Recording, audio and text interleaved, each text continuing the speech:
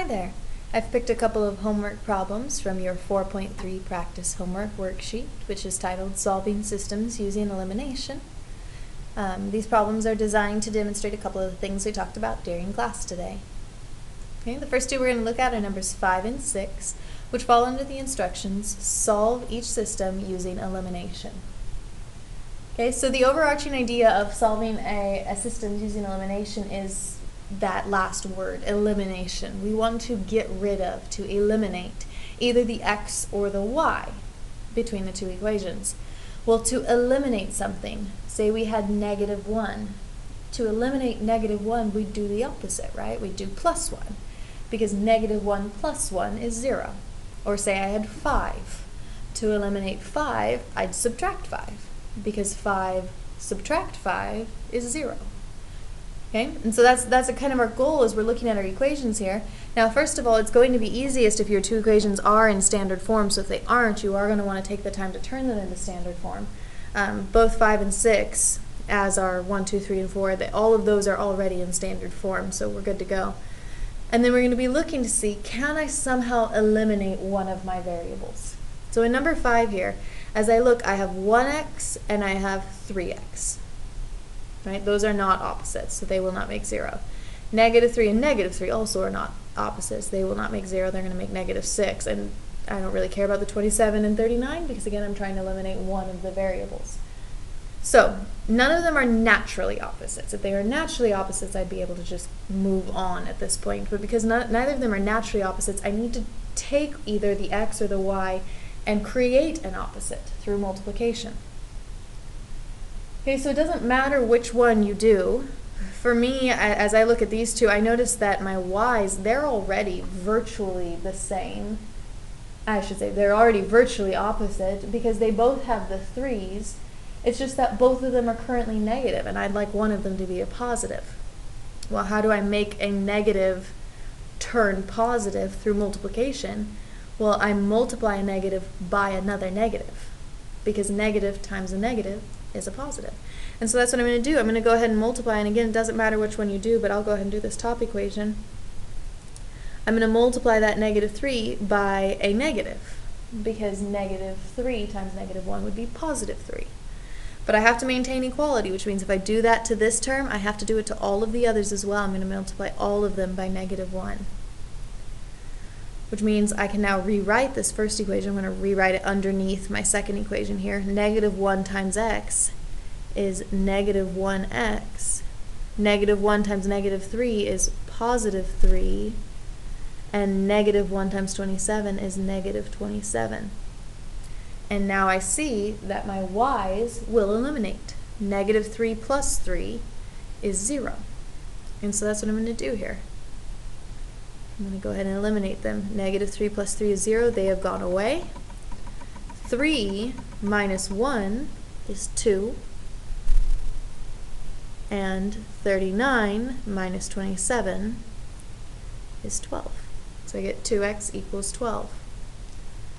So what does x equal? If I divide that 2 over, I get x equals 6. So that's going to be my x-coordinate. To solve for my y then, I'm going to take this x equals 6 and I'm going to plug it into either equation. Actually, you can technically do any of these three because this third equation is the same as the first. Technically, it's just been multiplied by -1. So you can plug it into any of these top equations here to solve for y. For me, I'm going to plug it in right here into my original top equation. And so I have 6 minus 3y equals 27.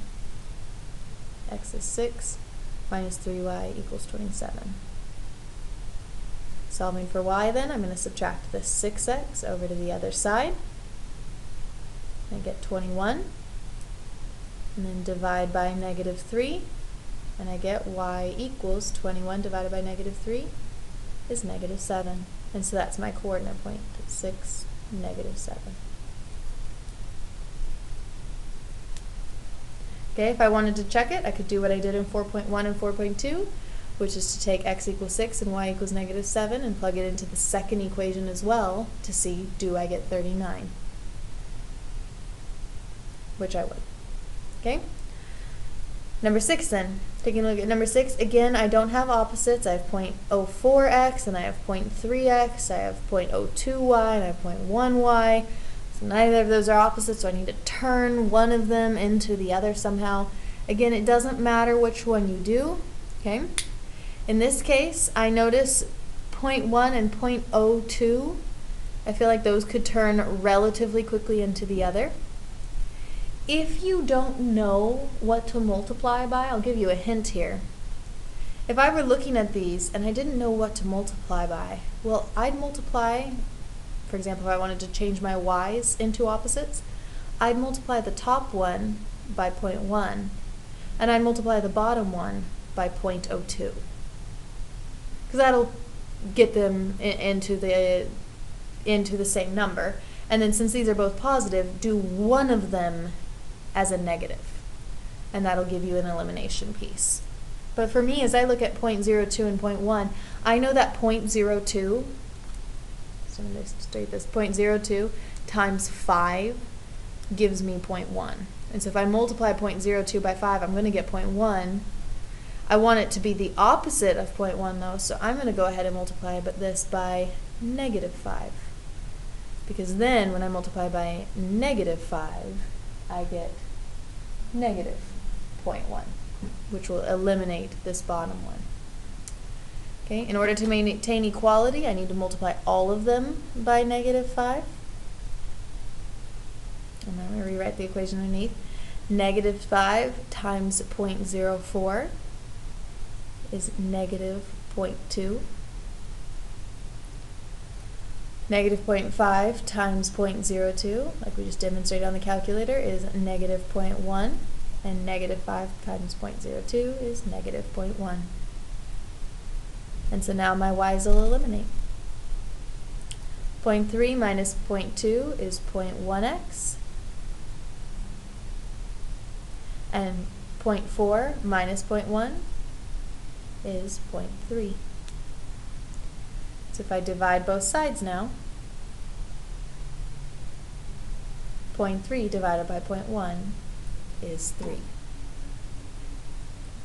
Okay, taking that 3 then, I can plug it in, like I said, to any of the equations. I'm going to go ahead and plug my 0.3 into my bottom equation here. So I have 0.3 times 3, plugging in x equals 3 into the x's spot here, plus 0.1y equals 0.4. 0.3 times 3 is 0.9. Subtracting that 0.9 over, we get 0.1y equals negative 0.5. And dividing that 0.1, we get y equals negative 5. And so that's my coordinate point. X is 3, y is negative 5.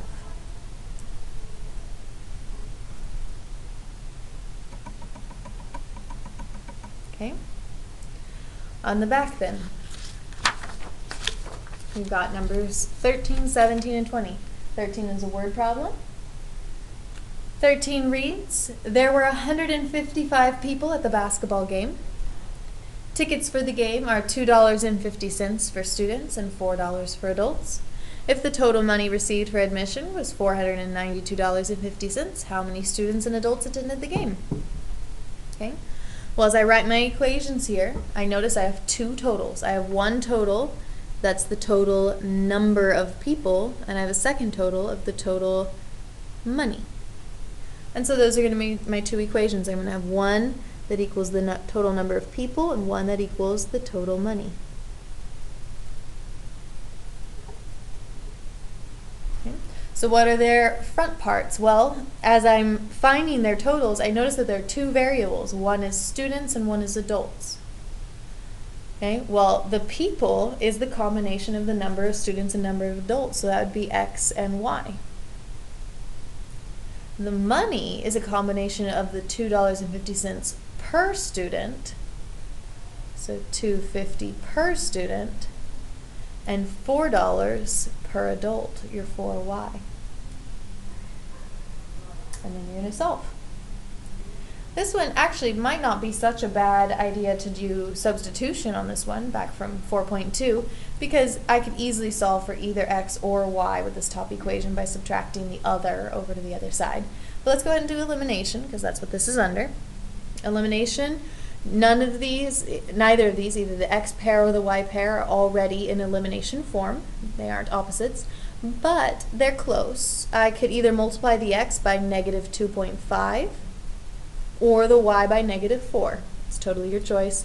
For me, I'm going to go ahead and multiply by negative 4, which will give me negative 4x minus 4y equals, and negative 4 times 155. Let me double check this really quickly. Negative 4 times 155 is negative 620. And with that, I'm going to be able to eliminate. The 4y and negative 4y will cancel. 2.5 minus 4 is negative 1.5. And 492.5 minus 620 is negative 127.5. Okay, at that point, our last step is going to be to divide by negative 1.5. And I get that x equals 85. Okay, so to solve for y, I'm going to take that x equals 85, plug it back into either equation. I'm going to choose the top one because the bottom one has all kinds of extra numbers and decimals and stuff. This top one looks a little bit nicer. Rather than writing x plus y equals 55, I'm going to write 85 plus 5 equals 155, because that's what x is. And then subtract that 85 over to the other side, and we get y equals 70. So I'm going to have 85 x's, which my x, remember, was attached to the 250, which is students. So I have 85 students and 70 adults.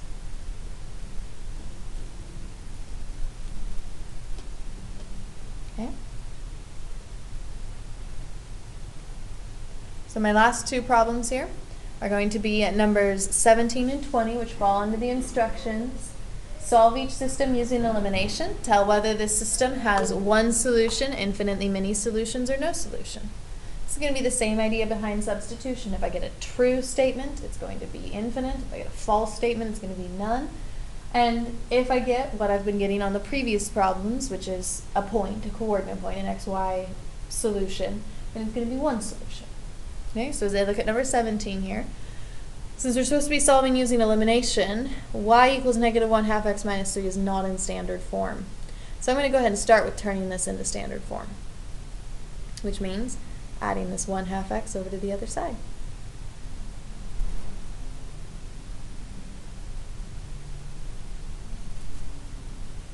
Okay, at that point, I can change either one to be in elimination form. Neither of these are currently in elimination form. But I notice I could get the y's to be similar fairly quickly if I multiply the bottom by negative 2. Remember, to maintain equality, I need to multiply all of them by negative 2.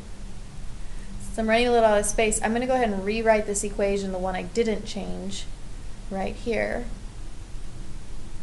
But the one I am changing, I'm going to write underneath. Negative 2 times 1/2 is negative 1. Negative 2 times y is negative 2y, and negative 2 times negative 3 is 6. Well, now negative 2 and 2 will cancel. They'll make 0. But so will 1 and negative 1. Everything's gone away on this side, which means I have nothing left on this side. And over here I get negative 6 plus 6, which is also 0. I get 0 equals 0. Well, that's a true statement. 0 does equal 0, no matter what x and y equal. Oops, I misspelled. No matter what x or y equals, 0 will always equal 0. And so there's infinitely many. Okay, number 20. 3x minus y equals negative 1, y equals 3x minus y. Again, to use standard form, or to use elimination, it does need to be in standard form, so I'm going to go ahead and subtract this 3x over to the other side. Let me write them over here. Here's that top equation, and then the bottom equation with negative 3x subtracted over y and negative 5. So subtracting the 3x over here. Well, here, these are already naturally in elimination form. I notice the y and the negative y will cancel. But so will 3x minus 3x. So I get 0. And negative 1 minus 5 is negative 6. Well, 0 does not equal negative 6. That is a false statement. And so this would be no solution. And there you go.